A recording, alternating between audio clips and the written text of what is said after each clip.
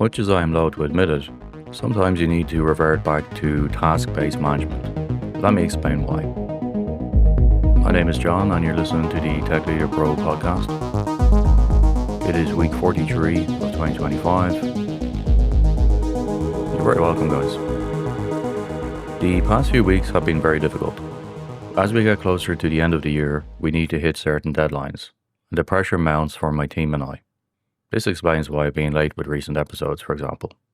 Recently it has become increasingly evident that some of my young leaders are struggling, and I find myself debating if I made some bad hires this year.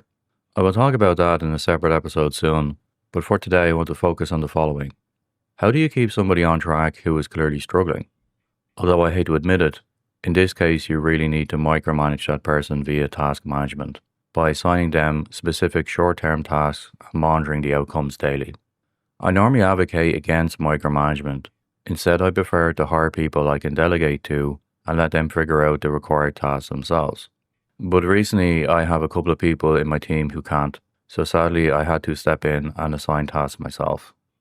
Even if you consider yourself a strategic leader, you have to be able to get tactical in such situations and hope you remain close enough to the project in question to understand what tasks have the highest priority and what need to be executed next. Here's how I do it. Firstly, on Monday, I assign the tasks required this week based on priorities. Secondly, each day I request a red, amber, green or RAG status report, a basic one-page summary covering all the tasks this week. And obviously we want everything to be tracking towards green. Thirdly, I then press the team to get everything green by Friday and start again the following week with the same process. Let me once again emphasize that I do not endorse this approach in general, and it should only be used with a team or individual who is overwhelmed and needs someone else to intervene to get them back on track by focusing on short-term tasks.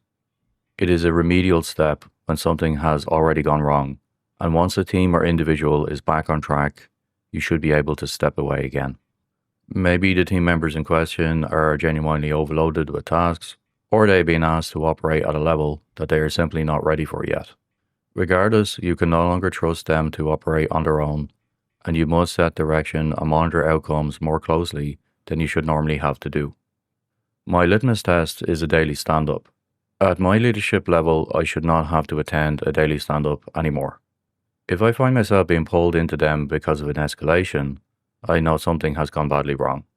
If I find myself actually directing this daily stand-up, it is far worse than I expected, and it causes me to lose faith in those leaders that were supposed to be running the stand-up before me. As a leader, my trust comes with strings attached. I am trusting my guys to get the job done.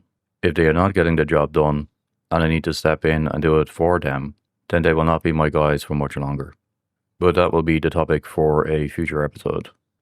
For now, keep them on task and monitor daily, and hope you can step back once the situation stabilizes, as this approach is not sustainable for you long term. In fact, it becomes exhausting. You can't be in the detail on every single project. It's just not sustainable. Put simply, if you get lost in the tactical details with a struggling team, you will lose sight of your strategic milestones. You have to get out of the weeds, and if you're being pulled into the weeds all the time, it's a bad signal. It's not something that you can ignore. Talk to you next time. Take care.